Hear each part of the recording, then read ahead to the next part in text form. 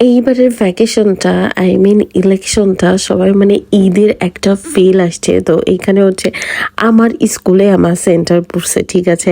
আর যাই হোক, দেন ভোট দিয়ে এসে যে ঈদের মতো ভাইব পাচ্ছিলাম, সব কিছু বন্ধ, অফিস আদালত যা যা থাকে আর কি, স্কুল কলেজ ভার্সিটি সব কিছু বন্ধ। দেন ঈদের সময় যেরকম ভ্যাকেশন কাটাই, এইবারই আজকে কালকে ওই বাড়ি এরকম আর কি গেছে।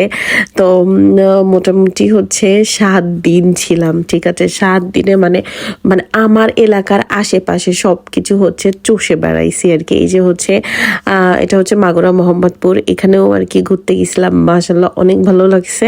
আর অনেক দিন না, অনেক বছর পর আমি বোধহয় ফার্স্ট টাইম কোনো নদীর পাড়ে আর কি বসে আর কি এখানে খালামণির গ্রামের বাড়ি দেখতেছিলাম। নদীতে আগের বাড়ি ভেঙে গেছিল, সেটাও হচ্ছে দেখতেছিলাম। আর দেন হচ্ছে এখন ঢাকা যাওয়ার সময় যখন চলে আসে তখন অনেকটা খারাপ লাগে আর কি, ঠিক আছে।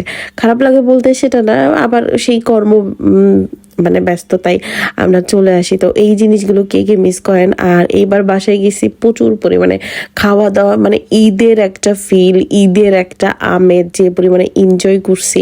কে কে এইভাবে এনজয় করেছেন কমেন্ট করে জানান। ইলেকশনটা না একদম মনে হলো যে আর একটা ঈদ পাইলাম, সবাই হচ্ছে একসাথে।